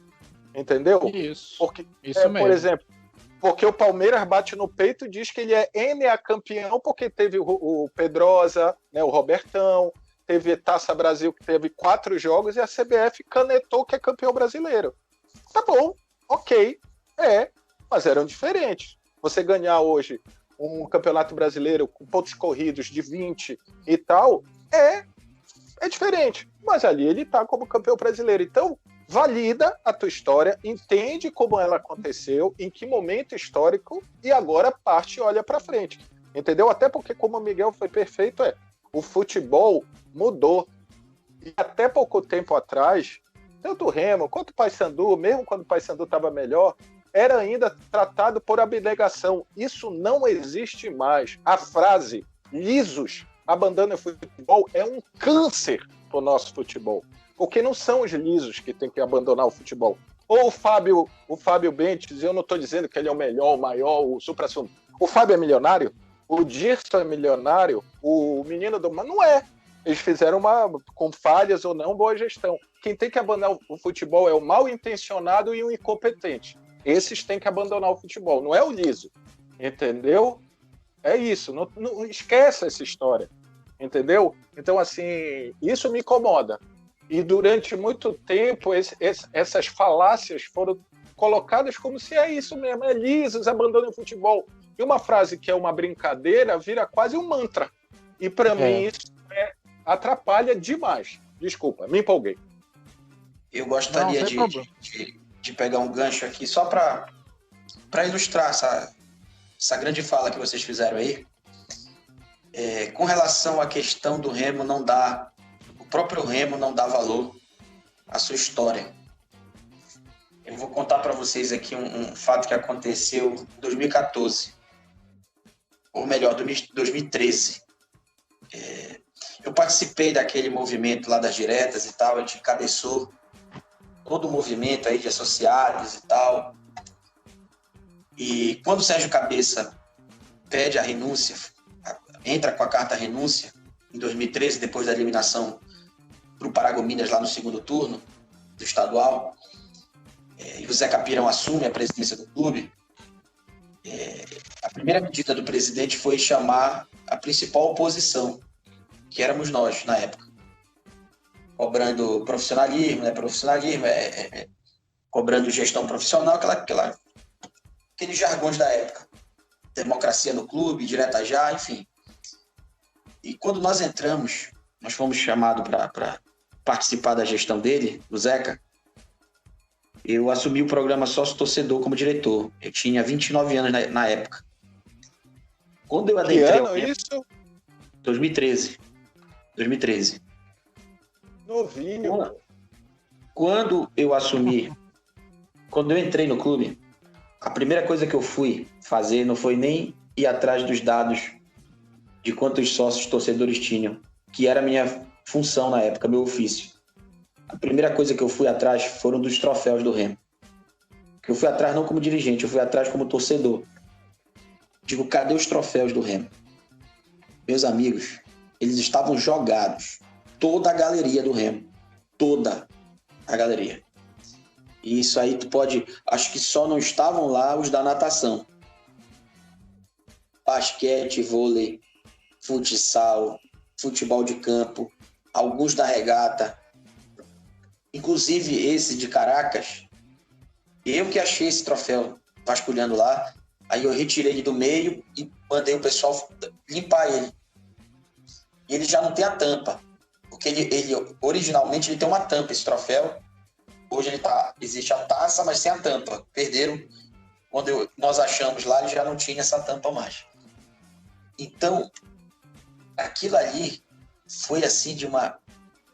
Eu não sei nem definir com palavras quando eu vi aquilo ali. Ali estava toda a história do Clube do Remo. Aí aquilo ali... achado o nosso Nordeste? Aquilo ali não achei. Fui atrás de pessoas da época, ninguém soube responder, mas muitos dos grandes remistas que fizeram o Remo na época colocaram que tinha dirigente que, lógico, não citaram nomes, mas que tinha um dirigente que acabava, o diretor pegava a taça e levava para casa. Então deve ter estante de alguém. Tá na estante de alguém, Miguel. Deve ter, tomara que esteja, porque pelo menos ainda existe. Pelo menos esteja, é verdade. O pior é se não tiver. Pode voltar, né? Pelo menos pode voltar, vai que. Quer dizer, olhem essa situação. Eu confesso que foi um dos momentos mais tristes da minha vida. Porque o Remo faz parte da minha vida desde quando eu me entendi por gente. Então a gente acaba, ainda mais na infância, a gente acaba criando, né, aquela moldura, né, do clube grande, daquela instituição grandiosa que tem uma torcida gigantesca, um clube que movimenta um estado, uma cidade como poucos, e tu pensa que as coisas dentro dele são corretas, né, são feitas de forma coordenada, são organizadas. E quando eu me deparei com aquilo ali foi exatamente o reflexo do Remo daquele período. Era um Remo entregue, literalmente entregue, aonde as pessoas só pensavam no clube, focando no futebol profissional, não que isso não fosse o principal, mas porque ali estavam, melhor dizendo, para a concordância ficar mais bonita, estavam os holofotes. Então o Remo foi dirigido por muitos anos por vaidades, devaneios, por status, de aparecer na mídia, de dar entrevista na rádio, que na época, em épocas a curto espaço de tempo, que não se tinha isso hoje que nós estamos fazendo aqui. Isso aqui hoje são as rádios digitais, é a rádio do futuro, isso, a rádio do presente e do futuro, isso que nós estamos fazendo aqui hoje. E muito importante, e aproveitando para parabenizá-los por esse trabalho, isso é muito importante, porque isso aqui vai ficar gravado para sempre, as pessoas vão poder consultar a hora que quiserem, vão poder transcrever falas verdadeiras, assuntos importantes. Já me estendendo um pouco, eu não queria mais, para complementar esse raciocínio. As lives que eu faço, por exemplo, históricas, eu tenho a ideia de, num futuro bem próximo, eu vou transcrever principalmente os agentes que porventura, daqui a 10, daqui a 15 anos, não estejam mais aqui com a gente, por questão de idade, por questão do tempo. E eu vou transcrever e vou escrever os livros que eu considero livros por décadas. Eu vou fazer os livros da década de 10, da década de 20, até chegar nos dias atuais. Eu vou dividir por décadas a história, esse memorial, que eu vou depois disponibilizar ele digitalmente e também vou imprimir, porque tem gente que gosta de guardar. Eu sou um que gosta dos impressos. Eu sou a moda É a antiga. geração Atari, papi. É a geração Atari. Eu a também, gente eu não tenho perde meu isso. livro. A minha estante tá aqui, o livro do Alcino tá aqui. E é como tu falou, um registro histórico hoje é muito importante. Para essa geração nova poder ler e entender essa importância do remo, né? E é coisa que bom mesmo, tu reforçou num ponto, é valorizar a história. É isso que a gente está batendo na tecla, é valorizar a história do remo. E isso mesmo que tu tá fazendo é uma coisa muito importante mesmo, para transcrever isso e imprimir isso daí, que vai ser muito importante. Então, Inclusive, falando disso, Miguel, eu e o Marco, a gente tem um projeto aqui que ainda não saiu do papel, que seria lançar o Guia Politicamente Incorreto da História do Remo. Esse é um projeto que a gente tem em mente, que a gente vai procurar desmitificar várias coisas, né? Contestar, bacana. enfim, jogar uma polêmica em cima. Eu acho que tu perturbar. tens aí. Eu acho que tu tens um consultor, Corneta, muito bom aí participando do podcast, que é o Miguel. Contem comigo, eu estou à disposição aí, o que para vocês precisarem. Porque tem uma coisa que é interessante aqui destacar. Se criam muitas Inclusive, coisas, Miguel, muitas lendas, né? Só uma pergunta. Fica à vontade. É que a gente ia falar sobre ídolos, né? Mas acabou descambando sobre outra coisa, então não vai dar mais tempo. Mas eu lembro que no podcast que tu fizeste junto com o pessoal do RemoCast, aí tu falaste assim que tem muito jogador do Remo que, se houvesse internet na época, né? A torcida com certeza não iria considerar mais ídolo se houvesse internet naquela época, né? Exatamente. Que tu não iria citar nomes, né? Justamente para não criar polêmica, mas é baseado justamente nisso, né? Em coisas, por exemplo, que a torcida idolatra, né? E que não é bem assim, que a gente acha que não merece idolatria, justamente em cima disso que a gente bate. Eu até sei o nome que ele vai falar, eu até sei.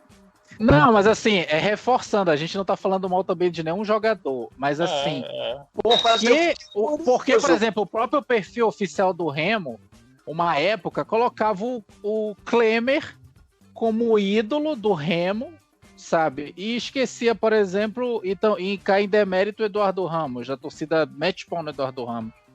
Essas coisas assim, essas inconsistências que a gente não entende. Concordo plenamente. Eduardo Ramos? Não, é porque no ano passado, no período quando teve a pandemia, era aquela votação. Aí, foi aquilo, né? Uma jogada de marketing. Não estamos tendo jogos, bora movimentar o perfil. Bora fazer uma votação aqui por posição dos ídolos. Foi não foi? Foi lá por abril, maio, por aí, mais ou menos. Era moto, né? Mas é aquilo, né? Só de terem colocado o Klemer lá e, o ralado é justamente que a gente trabalha com essa questão. O Klemer ele teve uma visibilidade imensa na carreira, mas no internacional. Aí a galera vai considerar, porque o Klemer no internacional ele ganhou no Libertadores, ele foi... no Flamengo, na Portuguesa, mas não no Remo. Pois é, aí a galera considera ele ganhou na posição de goleiro como ídolo, sendo que teve Cimento, teve o Dico, né? Eu não tô me lembrando o nome dele. O Dico O Ivaí, por exemplo, para mim é muito mais importante que o Klemer. Foram goleiros imensamente importantes na história do Remo, e o Klemer, ele saiu falando mal do Remo, né? Então, a gente só questiona esse tipo de situação, porque eu sou historiador, eu vejo essas coisas assim, eu me revolto, não tem a menor fundamentação. Eu pesquiso. Ali não era ídolo, né? Eu acho que tiveram vários erros. Primeiro, eu concordo contigo do Klemer, lá está. O Remo foi rebaixado em 94 com um recorde por saldo de gols, né? O Remo tomou muita goleada na Série A de 94 e o Klemer era o goleiro, então eu não entendo como é que Eu acho E assim. o cara Tu disse, lembra pode quem ser. tava? E ele foi Você considerado o lembra maior de todos os tempos. Votaram nele como o maior de todos os tempos. Isso é um absurdo, sabe? Não, Eu mas vou, Pra mim é vou absurdo. contar vocês, contar uma vocês história lembram rápida aqui. os 4 que estavam lá? Vocês lembram quem eram as 4 opções? Era o Clêmio, o Dico, o Cimento e o Vinícius? Eu não lembro. Não tava o Vinícius. Se não me engano, tava o Paredão, tava o Cimento e tava algum outro que não era o Dico. Inclusive, muita gente se manifestou. A gente pode procurar, porque tá no Twitter, tá salvo. E a gente acha esquisito, porque ele não foi nem o maior nem período que ficou. Ele ficou um período muito menor do que os outros. E a gente contestou muito, até hoje a gente fala desse assunto, porque... E ele gravando o vídeo, agradecendo. A Sim, sala de todo troféus sem graça. toda do Internacional, todo sem graça, ele recebendo. E a gente, meu Deus... Deram uma camisa pra ele da Bom Macho pra ele lá. Não foi nem a camisa que o Remo joga. Apertadinha, toda apertadinha. Achou uma de última hora lá, só pra não ficar feio, cara. É ralado isso. Eu só vou discordar da comparação e eu acho que a torcida é mais mito do que antimito, tá? Mais No Eduardo caso, Ramos do que tu acha? Eu acho. Eu acho. Eu sou Eduardete aqui. Eu sou Eduardete, pelo que o Eduardo passou pelo Remo. Eu sou fã incondicional do Eduardo Ramos, incondicional. Por isso, quando vocês falaram, vamos falar de idolatria, eu fiz e tal. Então, porque assim, eu acho que eu sou o único que vou na contramão da história dessa idolatria, sem tirar a importância do Eduardo Ramos.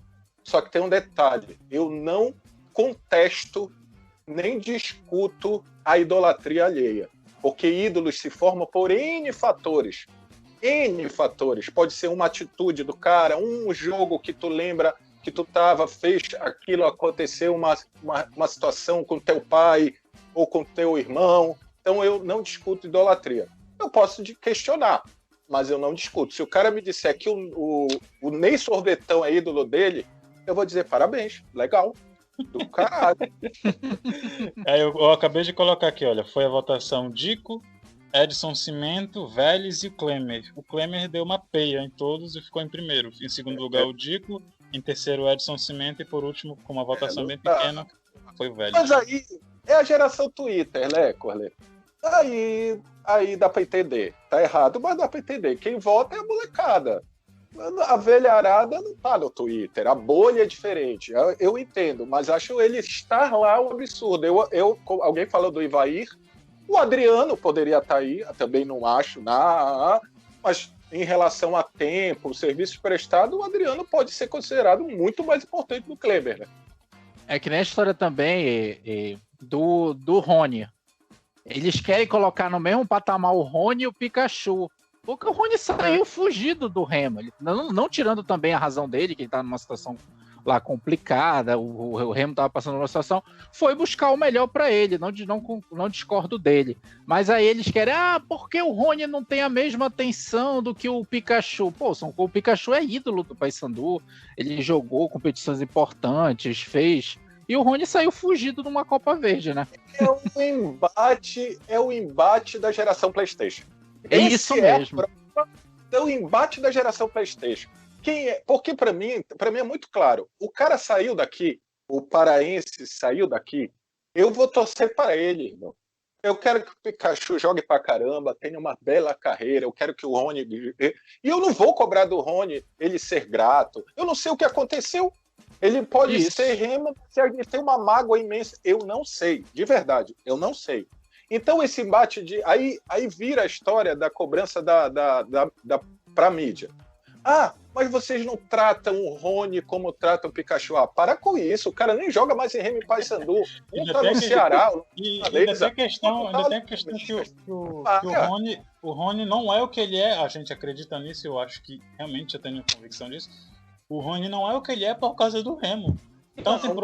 Tanto em projeção como em formação, porque ele nem recebia. A gente vê aquele Remo de 2013, 2014 totalmente amador. Ele chega em times mais altos, tem uma grande fase no Náutico, joga melhor ainda no Atlético Paranaense e aí ele voa. Aí a galera fica, não, porque o Remo formou o Rony. A gente pode dizer que não, porque enfim, mas eu já vi muita gente falar que o Rony dormia no Bahia. Não, tinha dia que ele não dava nem café da manhã pra ele. A galera vai falar que o Remo é responsável. que o próprio Hélio volta melhor porque foi pro Palmeiras, pra base. E o Pingo fala isso numa live, ele explica, gente, não tem, os moleques jogam aqui 15 jogos, e olha que agora a base do Remo, o Miguel pode falar, tá muito melhor do que vinha. E os moleques aqui jogam 15. Aí ele falou na live, ele disse, Paulo, o Rony, quando estava na base ali do Palmeiras, o mínimo de partidas que ele fazia era 35.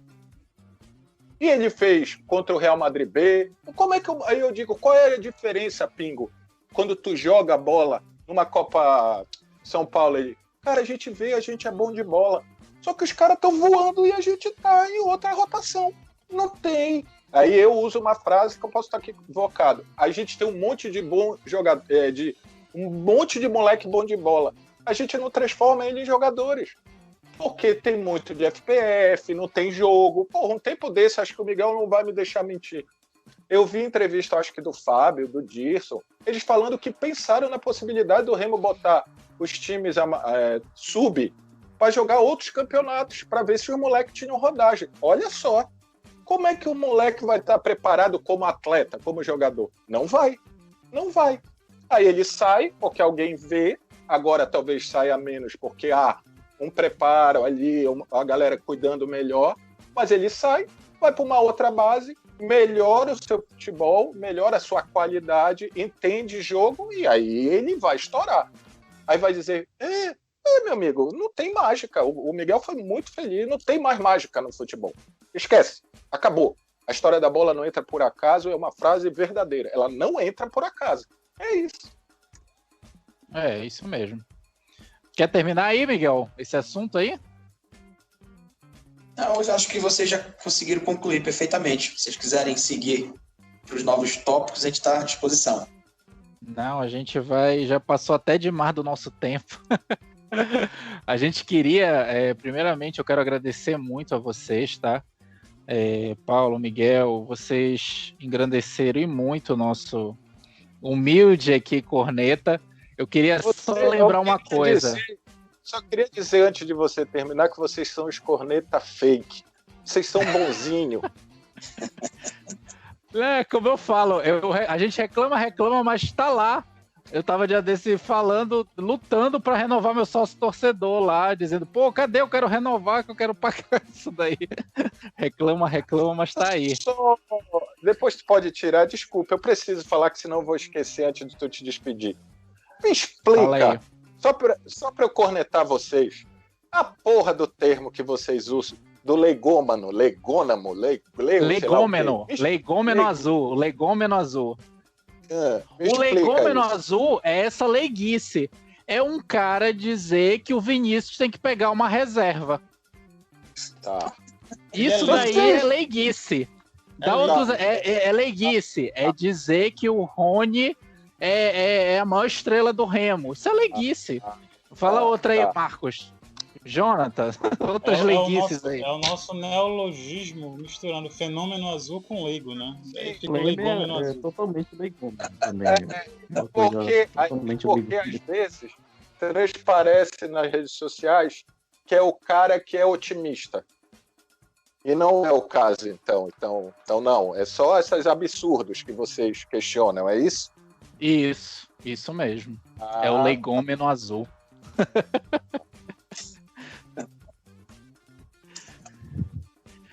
Então é isso, gente. A gente também chama outras torcidas aí, mas o nosso foco é o legômeno azul mesmo.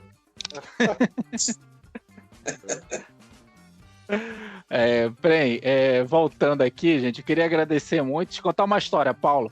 A gente começou esse Corneta Cast por causa de vocês.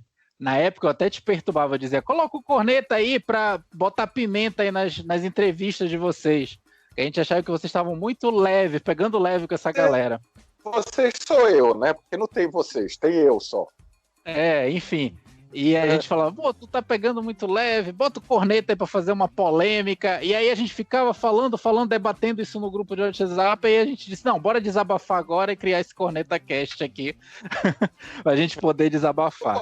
Então a nossa inspiração aqui é você e o Toró Tático. A gente considera vocês dois assim a base. Agora assim, vendo também o Miguel depois, a gente foi vendo o Miguel, enfim, grande admiração que a gente tem por vocês, tá? Obrigado, cara, obrigado. Deixa eu só falar um negócio, assim, eu acho importante a gente falar. Quando é nós, porque assim, eu tenho comigo uma situação, se vocês forem pegar alguns papos que eu tenho com o jogador, mas até com o dirigente e tal, eu faço umas perguntas ali que a galera quer saber, eu sempre tento. Às vezes o cara responde, às vezes não. Só que no meu jeito, é assim, eu não posso chamar o cara na minha casa, né? Considerando nós a minha casa, encostar ele na parede, botar a mão assim e dizer, não, tu vai falar. Eu não vou fazer isso. Porque eu acho que é descortês. Mas, por exemplo, eu tenho um orgulho muito grande de ter trazido tanto o Dirson quanto o Ian, quando o pau estava atorando em cima dele, da história do diretor PlayStation, e ali eu fiz todas as perguntas que era para ser feita. Agora, eu não fico, às vezes até questionava, porque eu achava algumas coisas. Mas eu não vou ficar debatendo porque eu perco o foco. Aqui a gente está conversando, né? Aqui é uma conversa. E, por exemplo, eu fico muito feliz de ter levado Fábio e Ricardo no início das suas gestões, que é um conteúdo que tem até menos repercussão do que eu gostaria, porque eu achei muito bacana. E hoje ele é ainda mais importante, porque tu podes, isso que o Miguel falou, fica o documento, vai lá no início das primeiras gestões, no caso do Fábio e a do Ricardo, e vê que se o que ele falou ali está sendo cumprido. Tu pode fazer uma avaliação.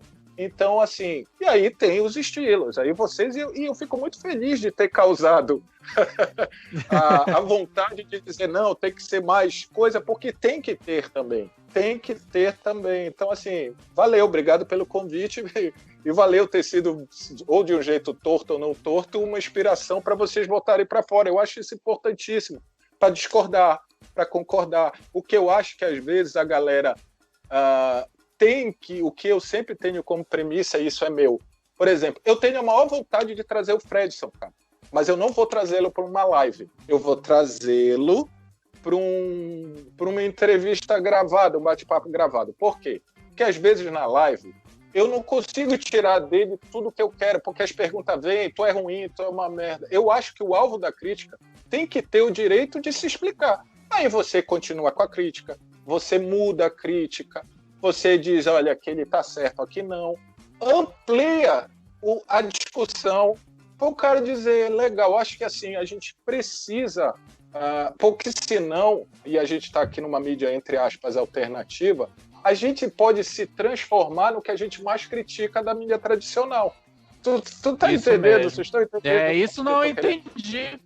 Eu entendi, sim. A gente sempre, no final das contas, a gente chegou a essa conclusão. Que a gente pode dizer, não, pô, o Paulo tá lá fazendo, ele tem que extrair o que o cara fala e vai ficar um debate, não vai extrair uma informação. Tanto que a tua entrevista lá com o Dirson são as melhores que tem, porque a gente vê como é o pensamento, o modo de raciocinar dele, e claro, vai cornetar, logicamente. A gente vê como é que ele raciocina, mas a gente vê como é que ele raciocina, a gente vê como é que ele mostra o ponto de vista dele, né? Que é o que tu busca sempre nas tuas entrevistas. Concordo, sim.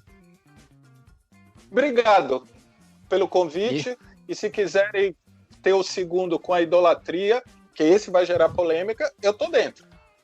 Beleza, então. Muito obrigado. Agradecendo. Vamos mesmo reforçar isso daí, a gente chama de novo. E, Miguel, muito obrigado também pela tua participação. Engrandeceu muito aqui o nosso Corneta Cast.